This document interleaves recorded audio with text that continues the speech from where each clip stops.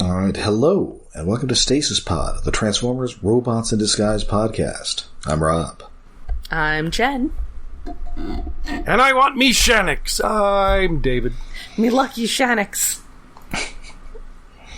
Yes, today we are continuing our journey through Robots in Disguise and looking at episode number 54. It's the Out of the Shadows. It's the 9th episode of season 3. The Out of Their Shells tour. First aired June 17th, 2017. Written by frequent episode writer Brian Holfeld. Although this is his only Robots in Disguise episode. He wrote 14 episodes of Rescue Bots. Huh. That's nice because it doesn't really feel like, remember how there were those Rescue Bots episodes that were written by the same people who worked on Bots? And I was like, yeah, that absolutely tracks. Yes. This doesn't have any Rescue Bots vibes at all, so that's cool. No. Range. No. We recently, or I guess back when we were talking about the last season of Rescue Bots, he did he co-wrote the musical episode. He wrote the mind-switching episode, and he wrote Too Many Kids. Oh, that's cool. Well, the beginning of this episode feels like a Rescue Bots episode, maybe. It does have kind of the very beginning does have that kind of character setup kind of. Mm-hmm. Which is a thing I thought was going to happen throughout the entire episode, but didn't, but we'll get there. But it's a thing that probably happens all the time, we just don't notice because we're going through so many episodes, that the air date and our recording date basically line up. Oh, yeah. Ooh. This was 6 years ago. Oh, good lord. We're getting closer and closer. That's not too bad. It's when it's 8 years ago, and I am hurtling quickly to the end. Oh, you mean 8 years ago when we started this podcast? Oh, God. Yeah. Wow. Okay. Yeah, our podcast is older than this episode. Oh, God. I'm gonna go die now. So, Russell, he's waiting around. He's waiting for the afternoon monster movie to start. I will note that Denny Clay is once again a man after my own heart, because they are watching this news report on an old CRT television. Well, of course. I guess he must have gotten one of those digital signal converters that they were giving away back when there was the whole analog to digital transition, and for a moment I was like, oh yeah, those existed. I should see if I can get a cheap one somewhere to hook up my old CRT TVs. And then I remembered that where I live, you can literally not pick up a single TV broadcast signal. So yeah. That would not actually do me any good. Oh, I wonder if... I can't remember if we could get them here. I will go Probably back not to anymore. just using it to watch, VHS episodes of GoBots. Like how my boss a couple weeks ago was saying something about VHS, and one of the other people there had said something about the last movie he remembered watching on VHS. He was like, Jen, you remember the last thing you watched on VHS? I was like, yeah, it was an episode of GoBots, and it was 2 weeks ago. You do know me, right? So, props to Denny. So, scientists have found something unusual in the Antarctic, which is never a good thing. No, that's not where you want to find unusual things. It's something you might find literally the thing. Yes. Or whatever was going on in Alien vs. Predator. Or At the Mountains of Madness. At the Mountains of Madness. Aw, man. That was a good story. Nothing good comes out of Antarctica. That was a good story, and only sort of vaguely thematically racist. Not directly racist. It was only vaguely thematically racist in that, at the end, the narrator sympathizes with the aliens that enslaved a race of slime people that they created. Also, so he was sympathizing with the oppressors. Yes. Other than that, it's not a racist story. Not very many not enough characters and a limited enough cast to not have them encounter any terrifying, swarthy people. Yeah. Any Italians? Oh, Lovecraft. Anyway. So it turns out that they have found some strange alien artifacts in the Antarctic, and pretty quickly they figure out that they are indeed the Cybertronian coins Shannix. But at first they're described as golden discs, which has certain connotations in Transformers. Yeah. Also, these aren't really discs.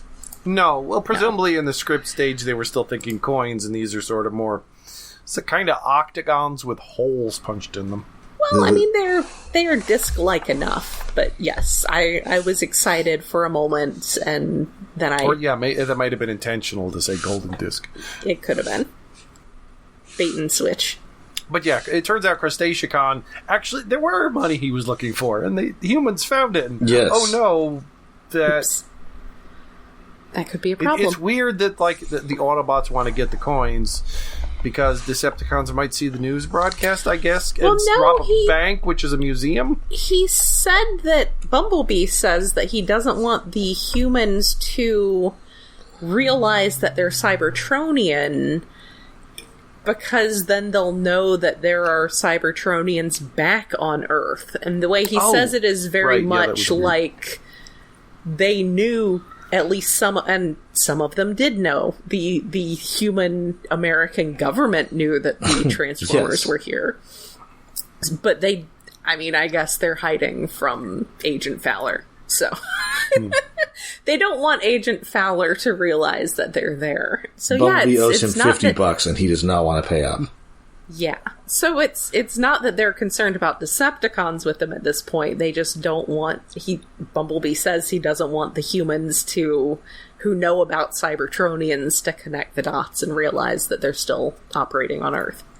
So that's nicely nuanced. So Strong Arm hears this. She's got to go off and tell everybody, because of course they're being sent to the Crown City Museum. Of course. It's the most natural place. But of course, Fix-It is busy with more terrifying combiner experiments. Sideswipe is so concerned. Mad science. Grimlock's very enthusiastic about this. Sideswipe is extremely not enthusiastic about it. No. And then he throws the switch, and then... Kill us. So they're Please sitting kill there. us. They're sitting there, for one thing, Sideswipe's in robot mode, Grimlock's in dino mode, and they're sitting there with, like, wires connected to their heads, and Fix-It just, like, gleefully toddling about, and yes, Sideswipe is just not interested in this, but Grimlock is like, yeah, let's do this. I was expecting like a mind swap episode, because we have hit the point where I definitely did not see this episode when it originally aired. No, instead we end up with put a pin in the mind swap episode. Yeah, we haven't done it yet. We're going to get it. Oh, it's coming, baby. But the end result is a freaking Pokemon. It's a Dracozolt. Yeah, so these were a sword and shield It's a horrifying thing. Dino Centaur. Yeah. With Pokemon Sword and Shield, they were based on England, basically. Yeah. Each Pokemon game takes place in a different region that's sort of vaguely inspired by a real-world area. And one of the things that England was known for was very, very questionable fossil combinations. Yes, archaeology. So the I think there was 4 fossil Pokemon in this game that came out, and they were combinations of 2 different parts, and they were all wrong. Well, some of them were right, but most of them were wrong. No, they weren't. Well, you could put the correct front with the correct back and have... But you couldn't get a Pokemon out of that. Really? No, not a thing that would look like a proper dinosaur with the front and back. All 4 of them were fucked up. Well, no, because you posted the chart of the different combinations. So there are 4 front ends and 4 back ends. There's a chart. People had elaborated what they should look like. There are only 4 in the game. Okay, because I did some of these. I did play a lot of Sword, but I was honestly more interested in just getting lots of Dreepies and having an army of Dreepies because Dreepy is the best. And then I found out that endgame min-maxers really liked Dragapult, and I was like, not interested anymore. Yeah, look at the chart I posted before. Mm-hmm. It's 4x4. Right. The 4 Pokemon that don't have names listed, those are the ones in the game. Okay. So and they're all fucked up. It's Dragavolt. It's not great. It's not a good way to be. It's a skinny little... Well, the Pokemon is a skinny little raptor on top and a fat-ass dinosaur from the waist down. It's a thing... Like a weird centaur, and that's basically what Sideswipe It's a thing that wants to die. And Sideswipe definitely wants to die. And meanwhile, Grimlock cannot see. I don't want to know where his eyes are right now. No, that's not good. Also, I really like that they cut to the credits when Fix-It presses the button and there's like a puff of smoke, and then we cut to the credits and then we come back to Sideswipe having become this, and Grimlock having become this terrible body horror creature. Grimlock has no eyes and he must scream. Yes. Somehow. He has no mouth either that we could see. Well, he's got a speaker somewhere, apparently. He can tell everyone how he feels about this. About, once again, being the bottom.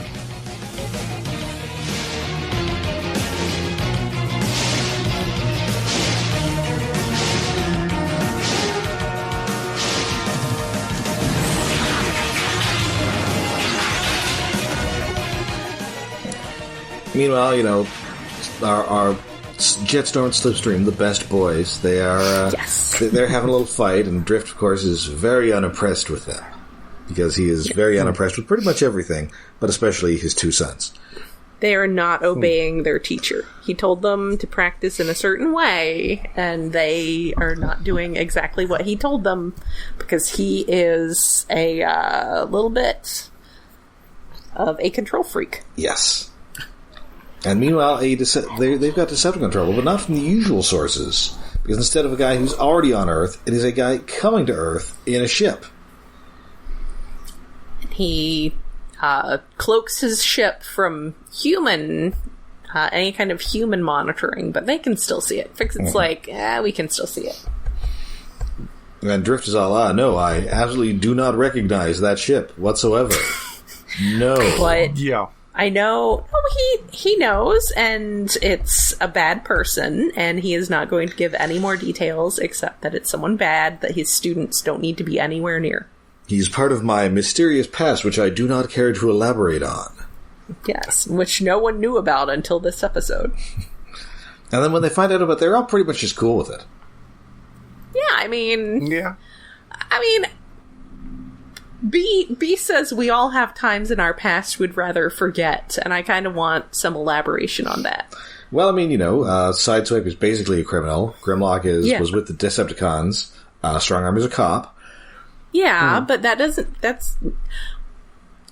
I imagine that Strongarm's time in her past that she'd rather forget was one time when she broke a rule. That's right, she parked in a loading zone or something. Yes, she parked in a loading zone one time, and she will not ever speak of it. She's still convinced that she's, wanted.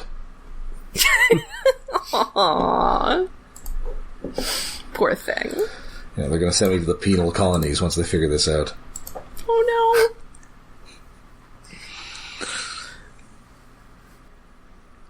Anyway, so they get to where the ship is going to land, and finally Drift tells them that the pilot is Shadow Raker, who is basically he takes in orphans, Cybertrons who are down on their luck, or orphans, or homeless, or whatever, and teaches them to steal. He's the Fagin of Decepticons. Yes, yes. Well, that's what the impression we're supposed to get, but it doesn't quite. Like that. At least with his he's attitude. like Fagin, and Fagin was also like a samurai. Yeah. Kind of, yeah. Maybe like a ninja.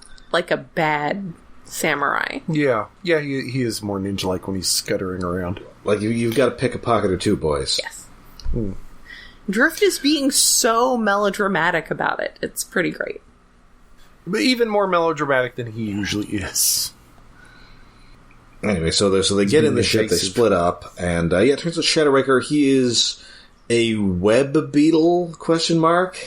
Yeah, it's very weird. Like, he's scuttering on the ceiling, so at first I thought he was a spider. But then it turns out he's a remold of, what's his, Saberhorn. So, Saberhorn was a really beetle. Matt Berry guy. Yes, although this guy does not sound like Matt Berry. Did you recognize his voice? Not until I got to the credits. It was one of those where I'm like, I think this sounds familiar, so I looked it up about mid-episode.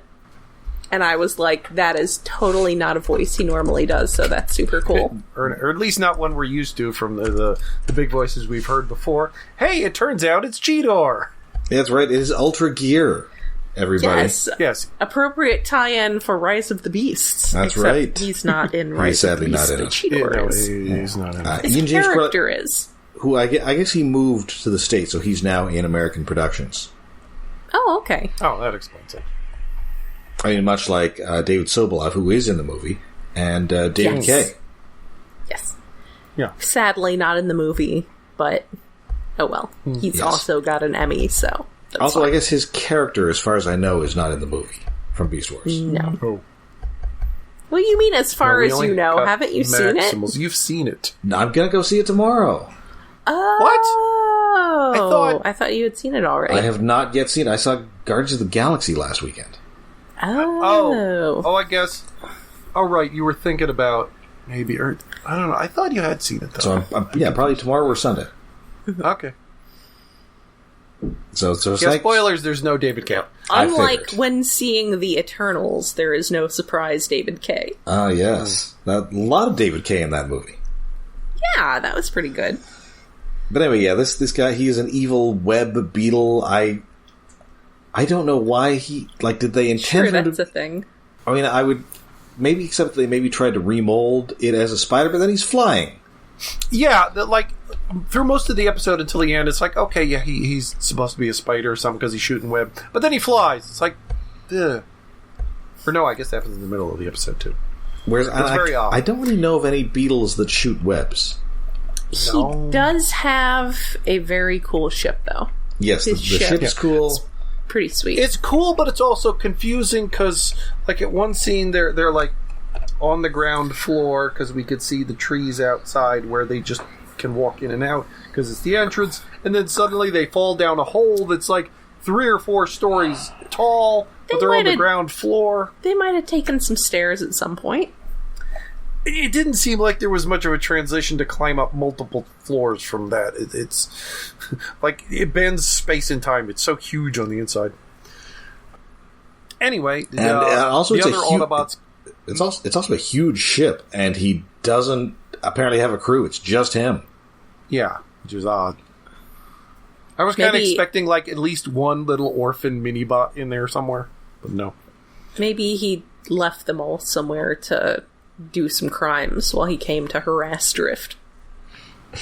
Anyway, doing crimes. Sideswipe, strong arm, Bumblebee fall down a hole. Grimlock comes along, almost falls in the hole, but sort of half falls in the hole. Also, Drift warns them that Shadow Raker fights without honor.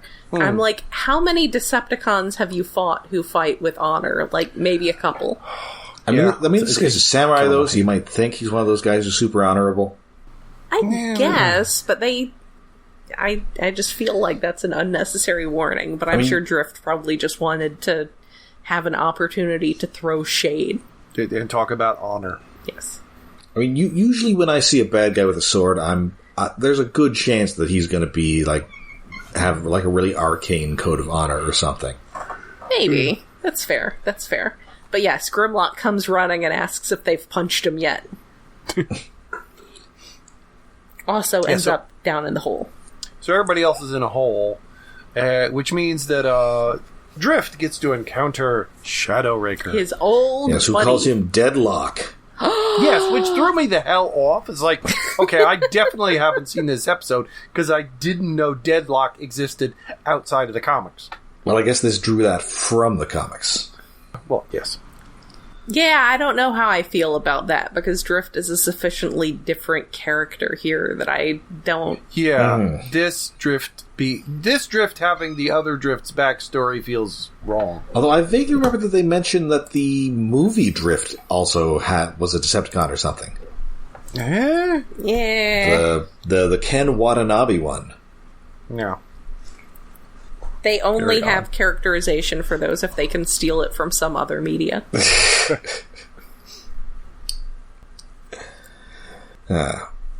Anyway, so he gets away, after slinging webs on everybody, and also, Drift. Okay, so there's one point early on where he's fighting Drift, and you can't quite tell where the web comes from.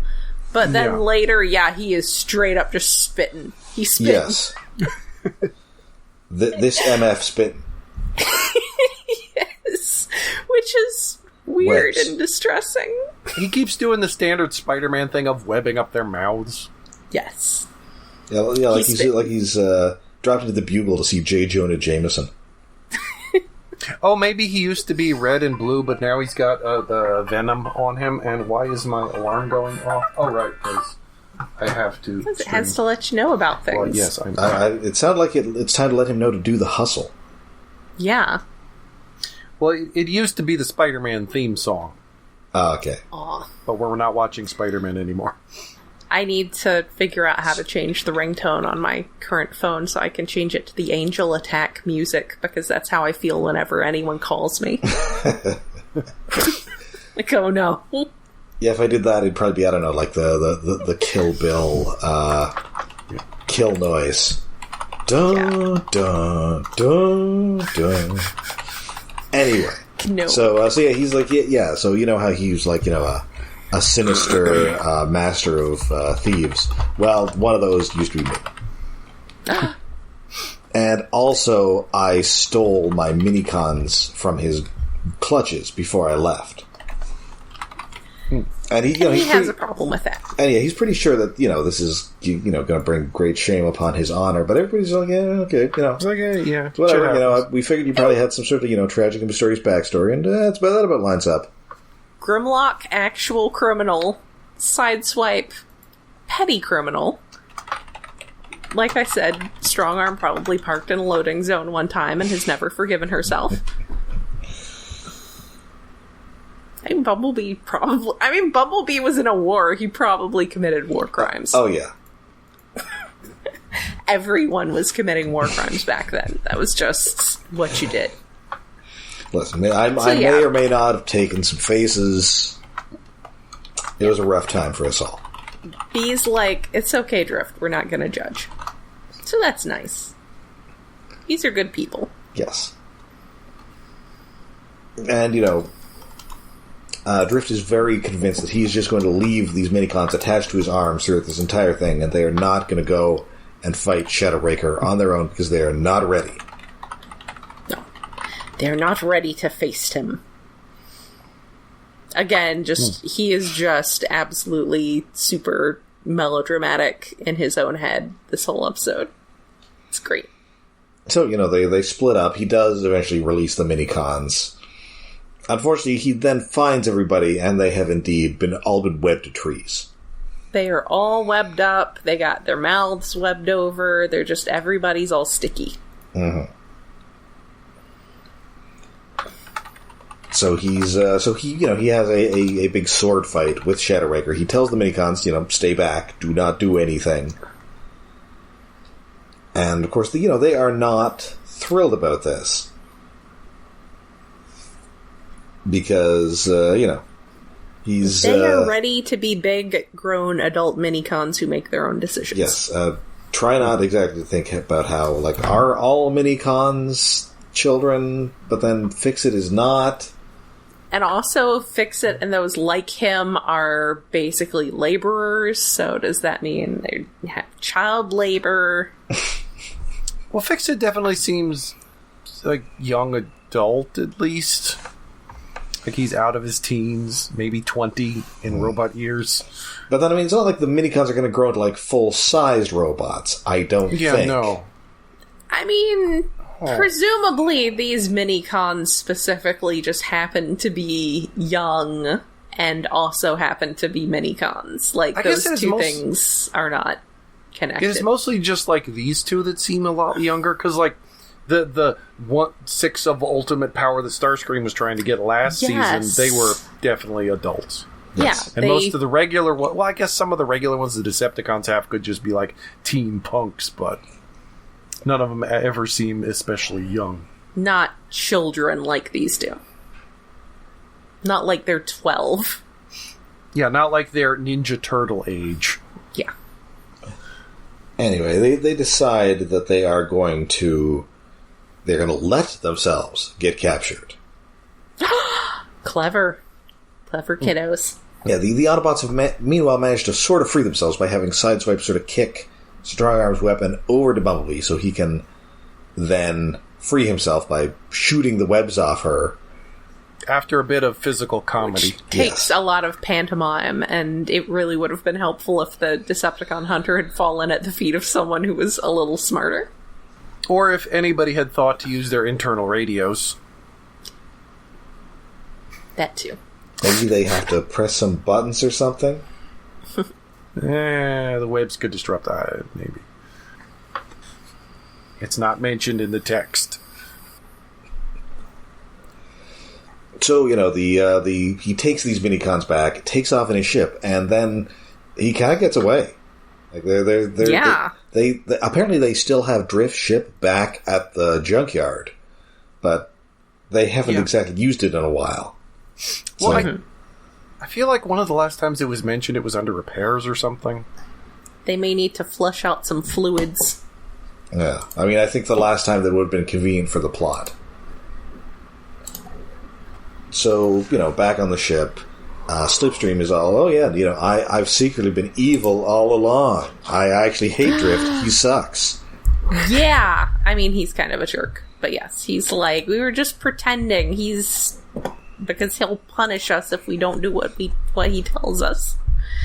And Jetstorm... So is Jetstorm not in on the plan, or is he just decided to play good cop? I think...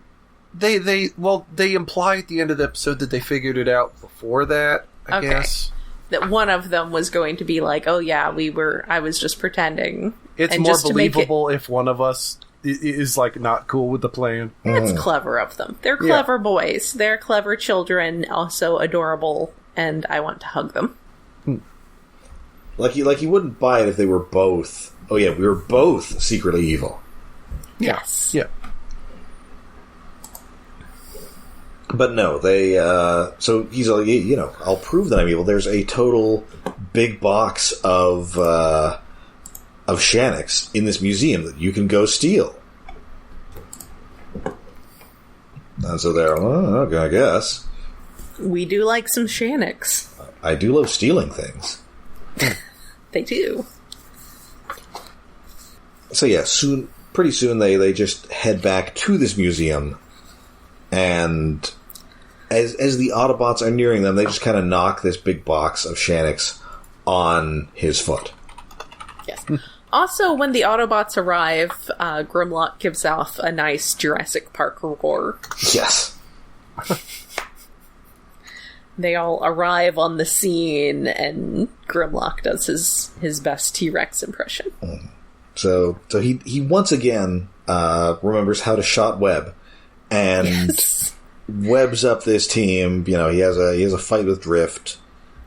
Drift beats him, and then Shadow Raker's all, you could have been like my number 2. We could have been like a great team of samurai thieves.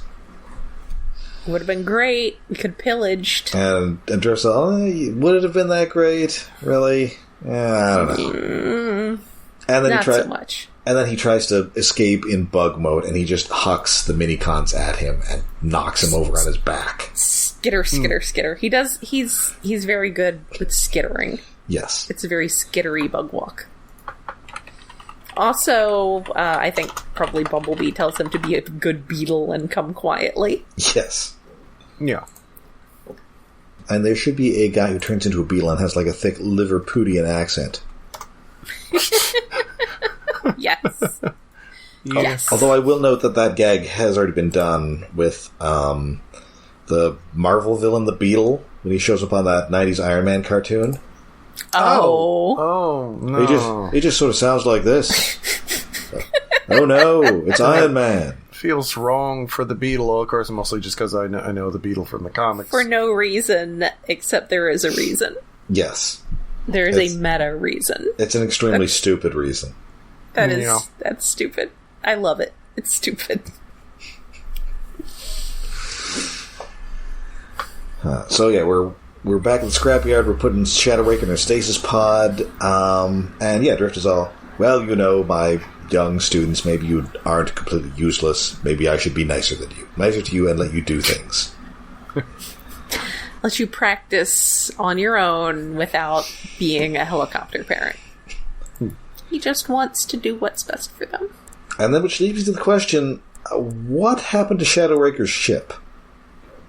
Yeah, That's a good question. I guess they have a spare ship now. Yeah. For doing ship things. They impounded it. Because he's a criminal. I mean, they better watch out. Denny is just going to take parts off that thing and start selling it. Yes. He's going to retrofit it with, shag carpeting, like he did with that RV in that one episode. Denny's the best. He's going to find some way to paint, a mural of, wizards and barbarian chicks on the side of it. Yes. I feel that Denny is absolutely a guy who had one of those vans. Yeah, even though it would have been 1997 or something. He would have had it in the 90s. Yes. Oh God, I don't want to think about how old Denny is. No, I don't either. Well, especially since we may or may not be in the future here, depending on how much time has passed since Transformers Prime.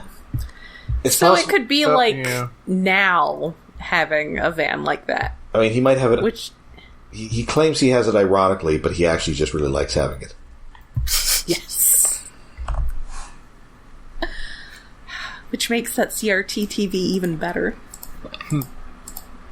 I appreciate his dedication that he's got that just to watch straight up local news broadcast. That's sweet.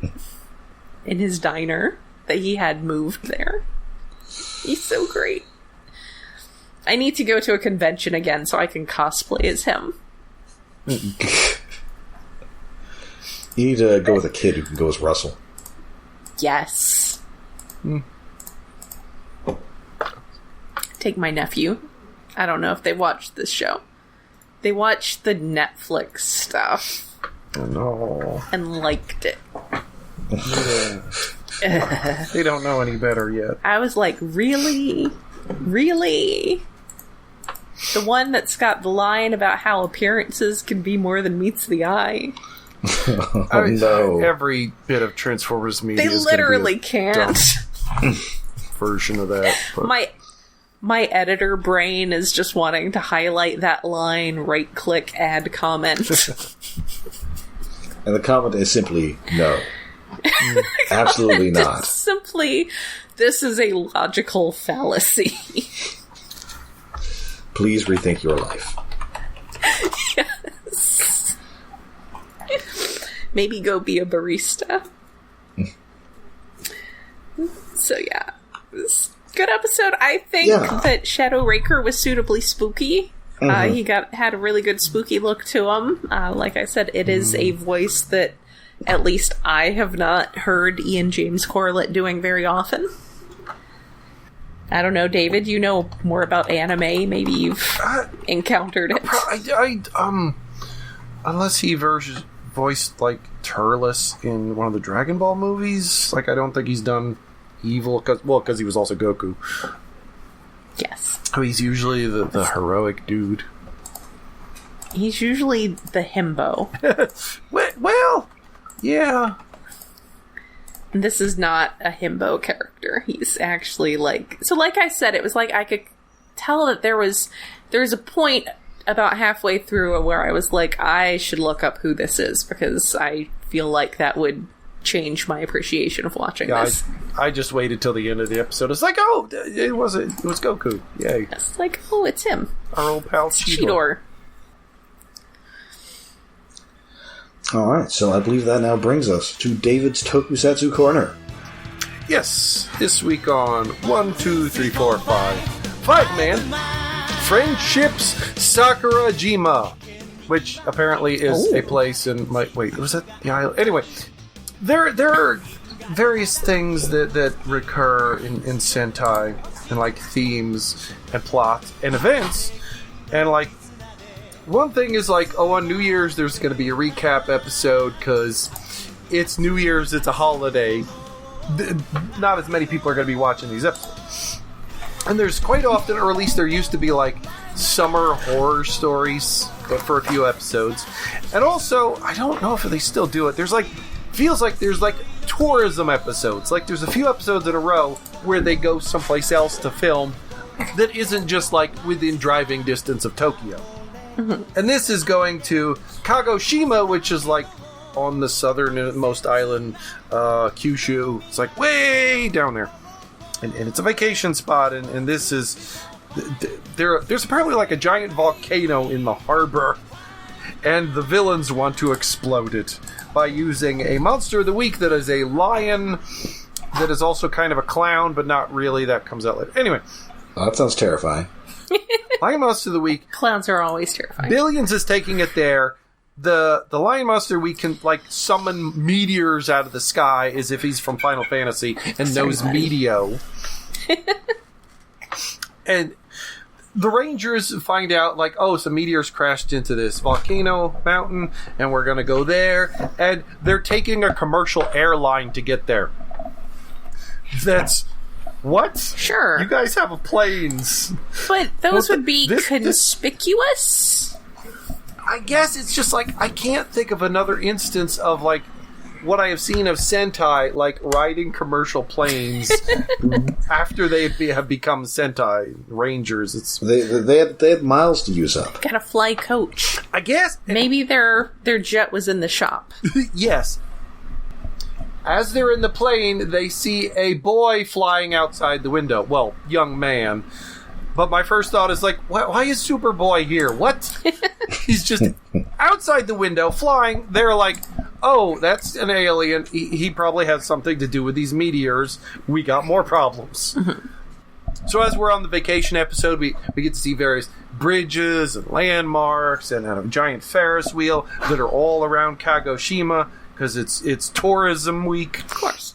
And then they arrive, and Billions is like, what? How the fuck did you guys get here? You crashed meteors into a volcano. We saw that on the news. Crap. Lion, attack them! And the lion... Why you gotta do that? Produces a seesaw out of nowhere, steps on one end of the seesaw, summons a meteor out of the sky to hit the other end of the seesaw, which flings him towards the Rangers.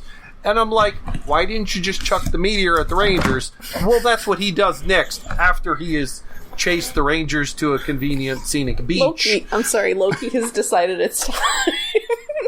It's time to choose violence. Okay. Anyway, the Superboy arrives, and his name is Jeeg, not Jeeg the robot that it has magnetic powers and fights things. Just named Jeeg for no reason. And he's from the Galactic Circus. And he's come to get this white tiger. I mean, okay, he's kind of dressed in white as if he's like Siegfried or Roy. And he's going after a white lion, not a white tiger. I'm wondering if that was an intentional reference. Were Siegfried and Roy active in like the 80s? I think they were, yes. Okay. Because I was watching like a late 70s John Voight movie. Oh. Set in Vegas where they turn up. So this is probably a vague reference to that. Anyway, the Space Boy Jeeg wants to get his lion friend back because they were both entertainers in this galactic circus with clown noses. And Lion's like, no, I'm bad now. And as we get in a flashback, it turns out... Yes, they were in the circus, and they put on a rainbow show, which I'm not going to explain. Ooh. It's just a rainbow show. Okay. Happy Pride Month. So drag show. They had a drag show. Not quite. It does involve a rainbow. Anyway, like, the bad guys have been destroying, like, 999 planets, and one of them happened to be where they were holding the circus, which destroyed the circus, and then Lion's like, well, fuck, we can't do the circus anymore. I might as well join the bad guys. And Jeeg's like, no! No. That's a dumb idea, but it's like, eh. So here we are now, but after a little bit of fighting, like, Jeeg puts a clown nose on his old lion friend, and then the lion friend's like, yeah, you're right, I should help rebuild the circus instead of destroying planets. What am I doing? But then Billings is all like, oh, fuck, no! Hey, giant Stay Puft robot, suck up this lion to turn yourself into a giant lion that can summon giant meteors. We're causing a volcano day. Oof.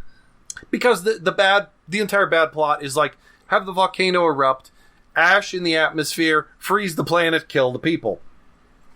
It's like, yay, a threatening practical plan. Oh, goody.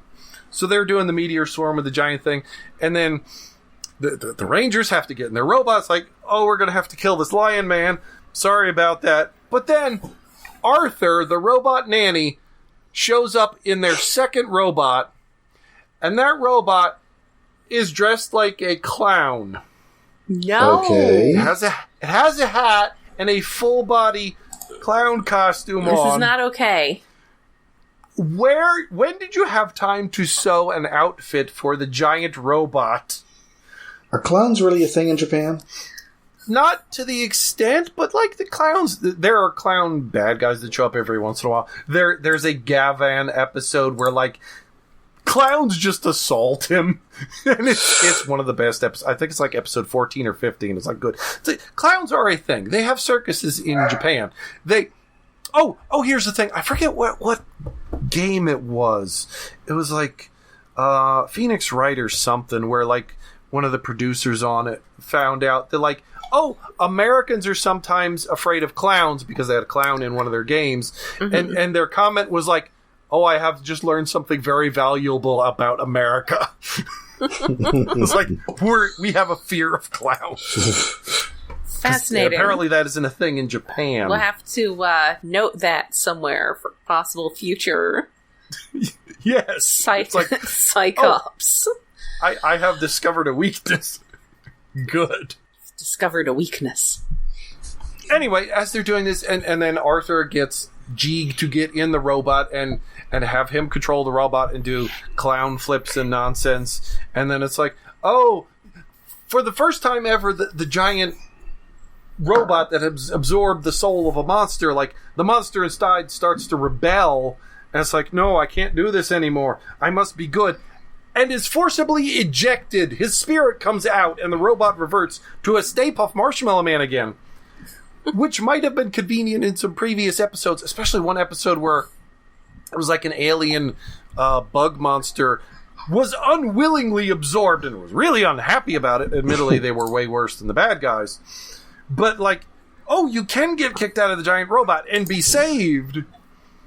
I wonder if that'll come back again. Probably not, but it is a really cool concept. Anyway, so the lion gets out, and it turns out that the Empress Meadow, the leader of the bad guys, was also summoning meteors to fuck up this volcano. And Jeeg, to stop that, creates a giant rainbow force field to stop the meteors from hitting it. That's his rainbow show. Sure. And the day is saved. Well, because the Rangers also beat the shit out of the giant Stay Puft robot, and they all is happy, and Jeeg and the lion can go back and start a circus and make children in the universe happy again. The end. That was a fun, weird little episode. The end. Yeah. Clowns. Yeah, I do feel like learning something like that could be valuable, like national security intelligence for future use. Americans are scared of clowns. Maybe it wasn't Phoenix Wright. It was the maker of some video game, I swear. Or maybe it was Kojima or something. Yeah, I could see that. But yeah, that was good. Nice. Clowns. Alright, so that does it for us for this week. We'll be back next week with more Robots in Disguise. Until then, you can find us all over the internet. We're on Twitter, we have a Facebook, and we have a Patreon. Yes, we are hosted on iaconunderground.net, where we have a Patreon set up to help with hosting and other expenses. We did the Patreon and we did this, and now my words are not. They're all floating off into space. And other expenses, that is at patreon.com/iaconunderground. For this month, we have what we just recorded. David, what was the name of that series? It was Ultraman. Ultraman the Ultimate Hero was the English title, but in Japan it was marketed, I think, as Ultraman Powered. I feel like anyone who has heard of this is going to hear the Ultimate Hero and be like, oh yeah! No, it doesn't involve the Ultimate Warrior or anything. Well, no, I mean, I assume that it's somewhat notorious. Oh, yeah. Among Ultraman. Yeah, because for the longest time, nobody could see the damn thing. It was an Ultraman filmed in America, never aired in America. Yes. So there's one episode that has Jeffrey Combs, and we here at Stasis Pod will watch literally anything with Jeffrey Combs in it. It's true. So, I mean, this is a good proof of that fact that we watched this because it had Jeffrey Combs in it. Yes, do not be surprised if we start doing every episode of Star Trek with Jeffrey Combs in it. Which is a lot of Voyager, I think? No, only one episode of Voyager. It's a lot of Deep Space Nine. Oh, okay. It's mostly Deep Space Nine because he's 5 characters on that. Yes, I know there's... And a decent chunk of Star Trek Enterprise. Ooh, oh, yeah. That's not bad. And also a couple episodes of Lower Decks. I mean, that's probably bad. I've been... Enterprise was not great. However, the episodes that he was in were always good because they had him in it. I've had it... And he's just a guy who has had it up to here with you, Scott Backer. I've currently got Paramount Plus because, I mean, it doesn't do me any good right now during the writer's strike. But I get home in the evenings just in time to watch some Stephen Colbert. And I refer to him as my emotional support late night talk show host. So it's been a rough last several weeks, but since I have Paramount Plus anyway, I've asked for recommendations for Star Trek shows. And some people have suggested that Lower Decks would be a good onboarding if you've been away for a while. So... Yeah, one of these days when I'll try Paramount Plus for something, I'm marathoning Lower Decks. So I will be happy to see a lot of fun. Some Jeffrey Combs. So what was maybe not quite as much fun was this Ultraman episode, but it was definitely fun to make fun of. Yes. It was definitely some people in big rubber suits gently nudging each other. And an extremely distressing human-sized kaiju that I am going to see when I close my eyes to go to bed tonight. So yeah, that was a lot of fun. That is at patreon.com/iaconunderground. You can join for as little as $1 a month because our expenses are not high and I like making things accessible. But those episodes are always super fun, whether we're doing a big popular movie or whether we are doing some fun random thing that happens to have Jeffrey Combs in it. Yes. Alright, so until next time when, surprise, we do get the mind-swapping episode. Woo! I'm Rob. I'm pretty sure I'm Jen, but I guess that depends on whether the mind swapping has happened yet. Are we going to have to pretend to be each other next episode? Oh, it's not April Fool's, so I guess not. I'm David. Ooh, that would be a heck of a bit.